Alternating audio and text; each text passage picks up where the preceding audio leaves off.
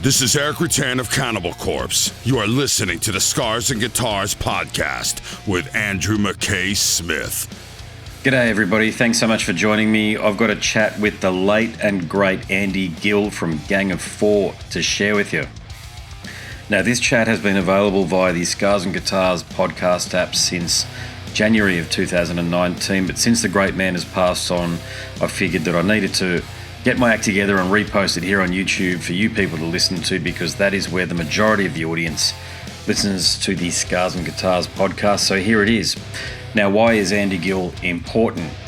Andy Gill, apart from being the guitarist in Gang of Four and inventing an entirely different style of post-punk whilst he was in the group, he's a guitar innovator. Okay, so he's influenced countless number of musicians and bands. We talk about quite a lot of that throughout this conversation, but think Page Hamilton from Helmet, the guys in Fugazi, and of course, probably more recently, the more popular outfit that's achieved acclaim using a lot of his techniques, if you like, is Bloc Party. So maybe not that recently, but in the last sort of 20 years or so.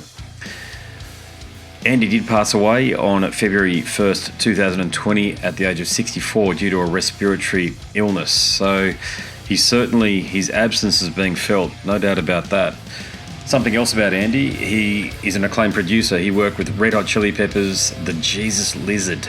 There's that band again, been listening to them a lot lately. Apparently he did some work with Killing Joke, The Stranglers, Therapy, the group from Ireland, whose album Troublegum I listened to back to front back in the day, and also the Future Heads. So there's another interesting tidbit in here about his relationship with Gail Ann Dorsey, who went on to be David Bowie's longtime bassist. And he's really the fella that introduced Gail to David, and you'll hear that story in this chat. So here he is, the late, great Andy Gill from Gang 4. I'm not sure what's going on with the times there, but it's a pleasure to talk to you regardless.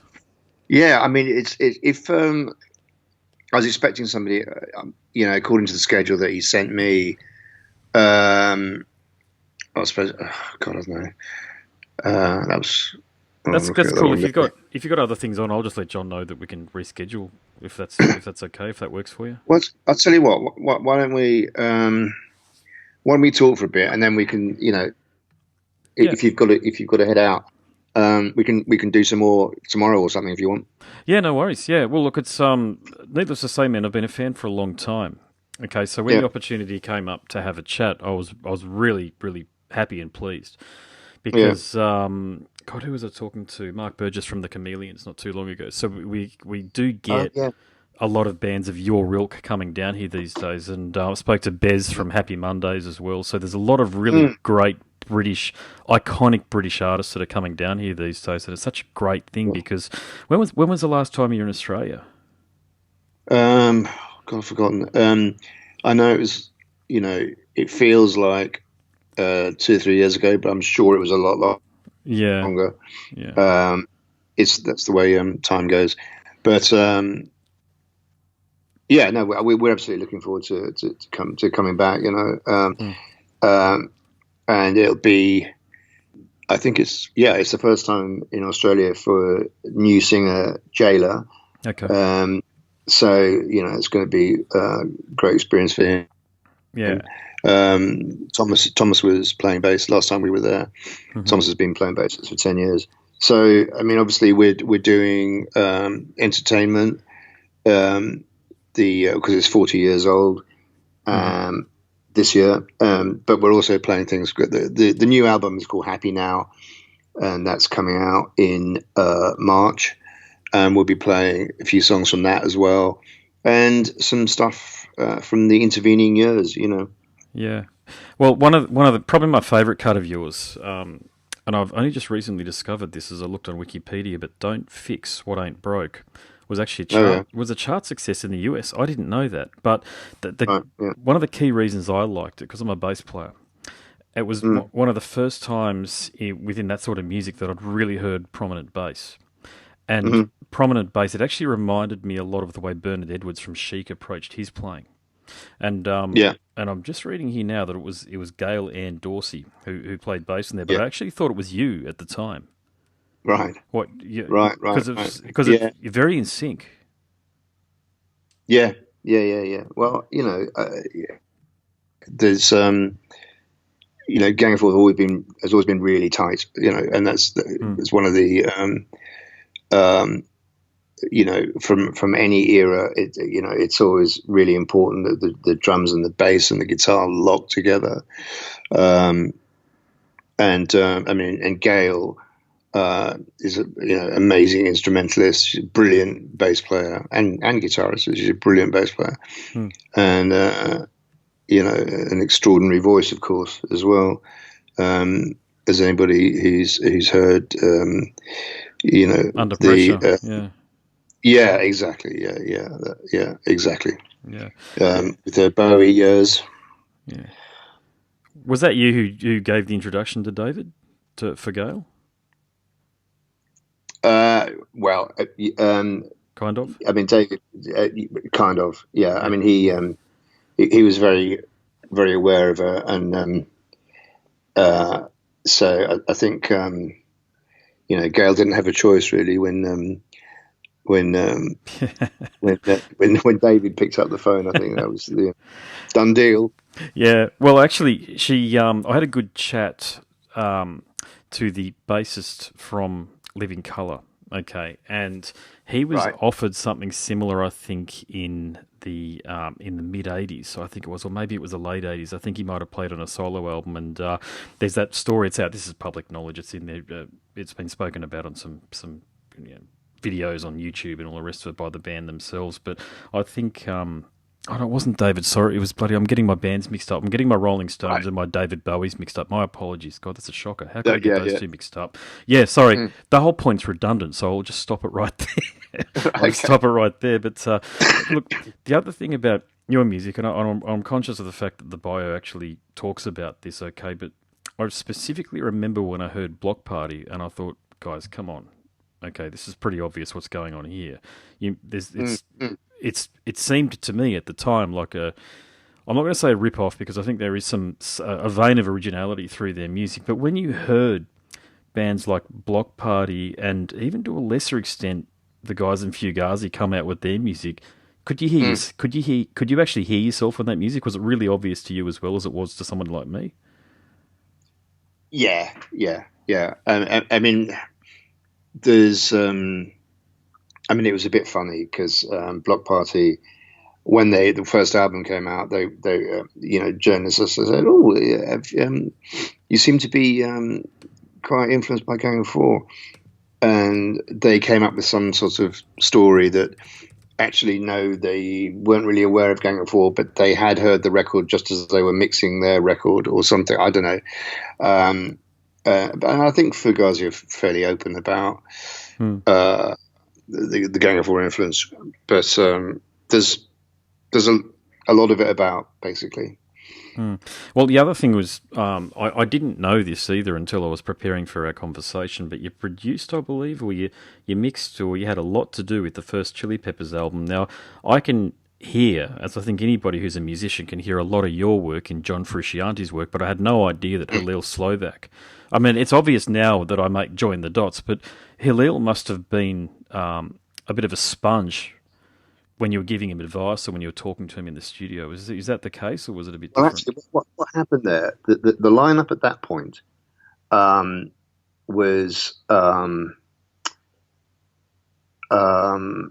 Jack Sherman was playing guitar on that first album, not Hillel. Okay.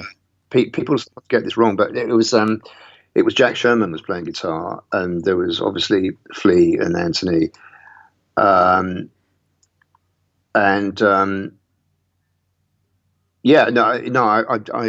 produced it, and it was quite an entertaining experience.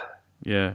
Did Flea still have his Australian accent at that time? Because he's born here. He's born in Melbourne. Yeah, no, I do know. I think he's got a house in Australia, doesn't he? I think just quietly spends a lot of time here because he posted something recently where his grandmother unfortunately passed away, and it mentioned Melbourne, which is a suburb down there in Melbourne. I'm in Queensland. It's a couple of states away from me, but I think he must still spend a lot of time here. There were rumours that people would see him walking down the main street of Ulladulla from time to time, which is a on the south coast of New South Wales. And I think that was confirmed during a couple of Australian interviews when he said he had a holiday house there. So, I mean, you can understand, God, you'd want to get out of the rat race that is California from time to time. And what better place to come than the south coast of New South Wales, especially if you've got family here. Yeah, absolutely. Yes, he talked about, Australia. I remember at the time he talked about Australia. And then when I met him more recently, over the last 10 years, he gave me his number, and it was an Australian number. There you go. Yeah. So yeah, there you go. Another bassist that I think has been very strongly influenced by your work is David from the band Jesus Lizard, and I think you worked with them as well. So what was that? What was the album that you worked with those guys on? It's called Blue, I think. Yeah, it's called Blue. They're great guys. I loved working with them in Chicago, and doing that album. It was a lot of fun, and they're great, amazing live. Have you ever seen them live? I haven't. No, I thought they'd broken up actually, but well, they did. They've just recently, in the last 6 months, they've been doing a lot of playing actually. Okay. So I don't know where they've been playing, but I really like them. Dwayne, the guitarist. Oh, Dwayne Dennison, from Tomahawk as well. He was in that band as well. Yeah, he's phenomenal. Well, I can hear your echoes of your playing and his playing too. It's that.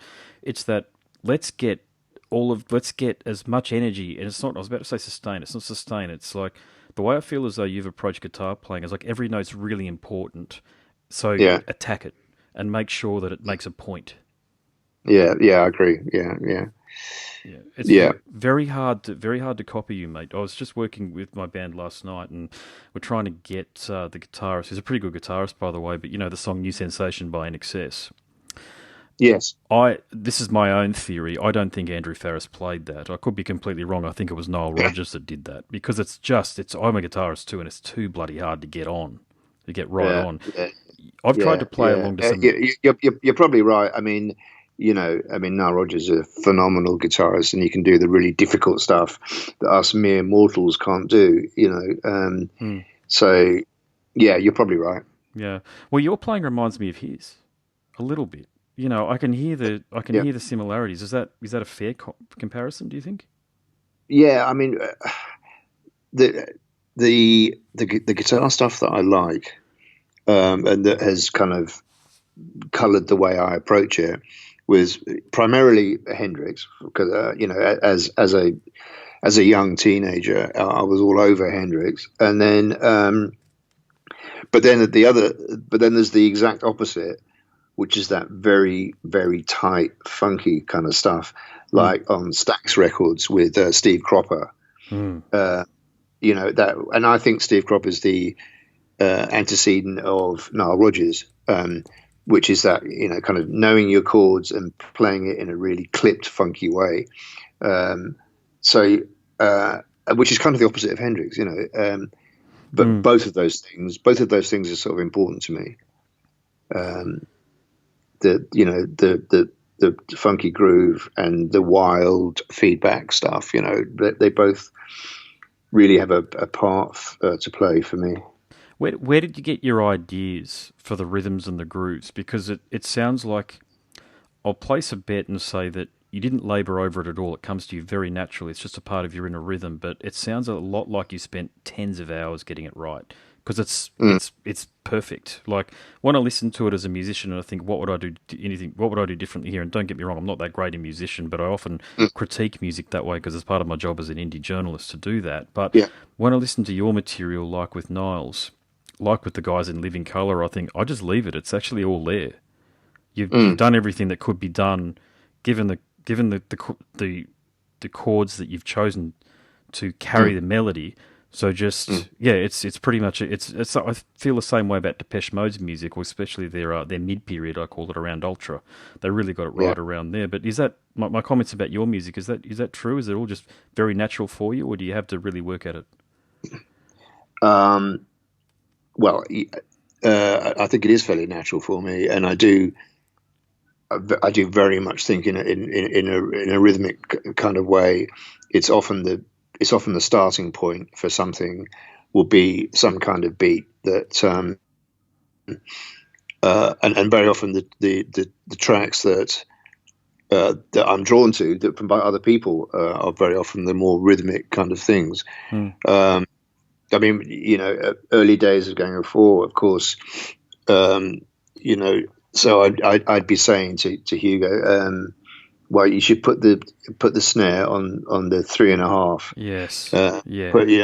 Put the hi-hat here, put the open hi-hat there, and he'd be like, "What the fuck do you know? Why am I going to take direction from you?" So we'd just argue it out. I mean, I think left to his own devices, Hugo would do kind of straight rock beats, but I was determined that they would be.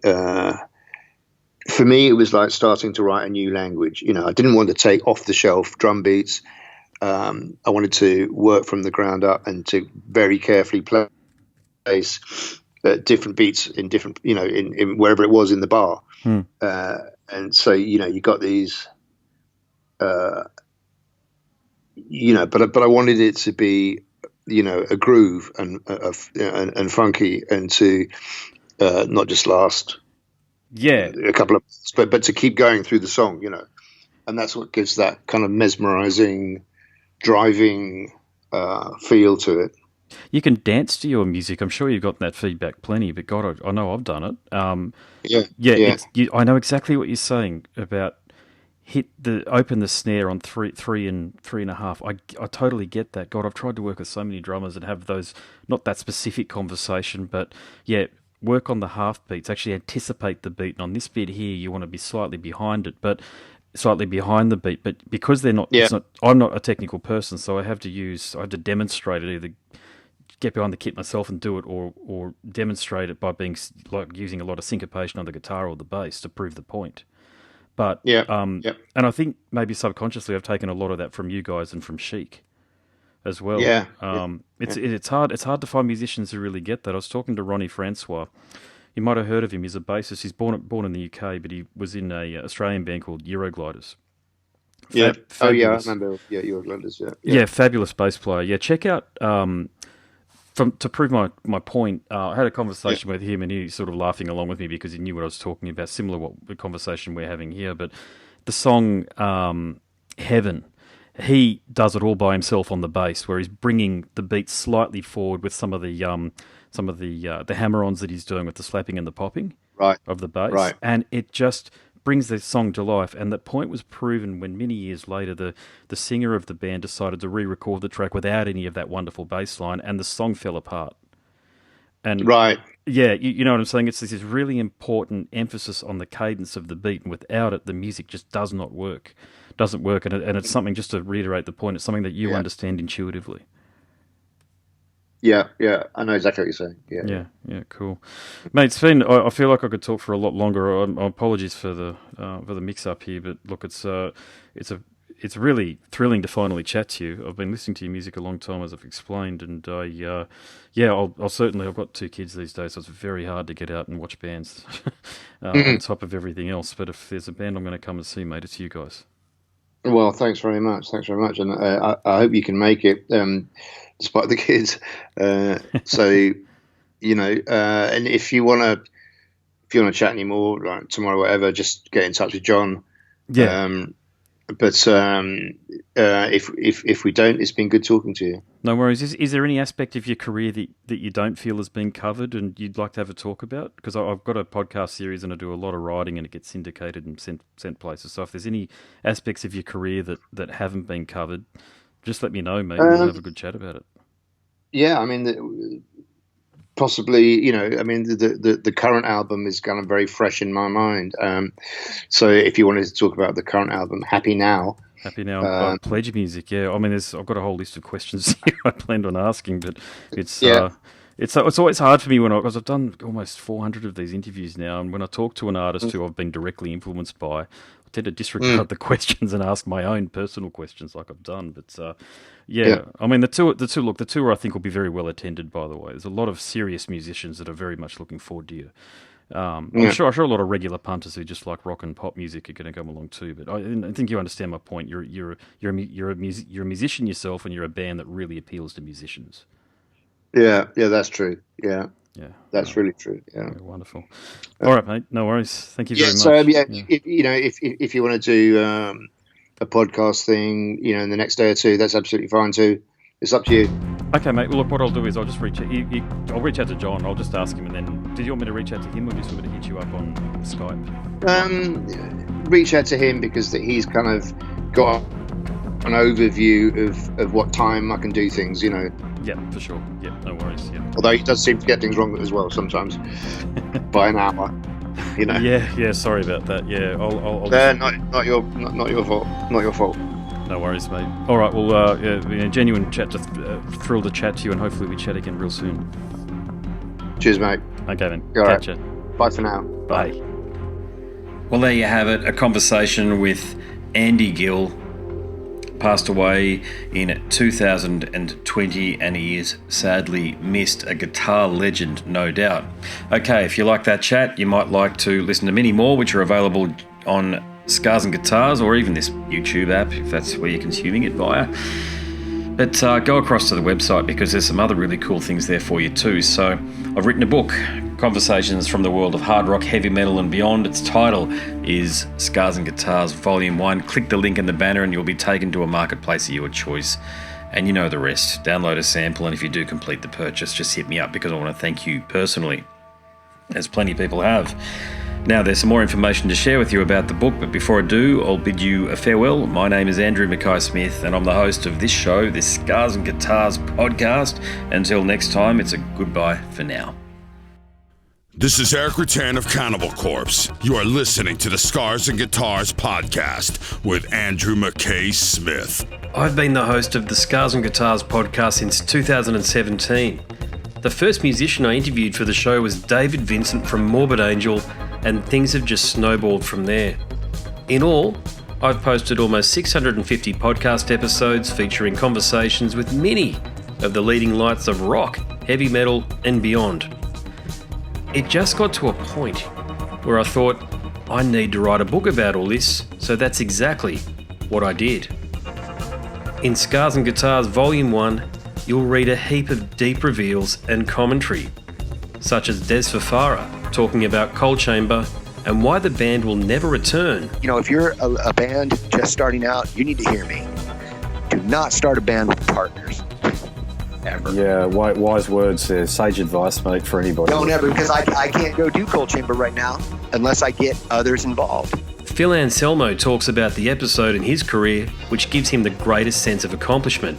I think the staying power of the fans and the staying power of the songs, whether it's Pantera, Down, or Superjoint, the fans remember the songs. Alex Skolnick from Testament confirms that, yes, playing the guitar in Ozzy's band is anything but an ordinary gig. Will Silent Oz from Dimmu Borgir write a book? Pa from Sabaton gives advice to people who want to start a band. Look at the team around you, look at the bandmates. If the guys want to be on the stage, then it's all cool. If the guys want to be backstage, then it's not going to be cool. Current and former members of Cradle of Filth discuss the band's seminal 90s material. Read about the reaction to George Lynch and Mark from Suicide Silence's comments when they throw shade at then President Donald Trump. We have this idiotic monster, this egotistical, self-aggrandizing, complete piece of shit in there. I just can't understand how we've gotten to this place. And yeah, we kicked a hornet's nest with Sepultura. Percussive overlord Gene Hoglan talks about recording with Chuck Schuldiner. Chuck was always, he was very open-minded, and he was into having his musicians that were playing with him just reach out for the best stuff that they had. Phil Campbell from Motorhead discusses what it takes to get sober. John Five answers his critics who dismiss his tenure with Marilyn Manson. my name is John Five, and Manson gave me that name, and I had some of the best years of my life in that band and learned a lot. And we get the lowdown on Trey Exaktoth from those who would know, including his mother. All across Scars and Guitars Volume 1, there are moments of tension, relief, tragedy, exhilaration, and throughout it all, you'll obtain insight that I believe no one else has managed to obtain from many of your favourite artists. So treat yourself. Scars and Guitars Volume 1 is currently available as an ebook with a print edition on the horizon. Follow the links attached and download a sample. I'm sure you'll be compelled to read the whole book.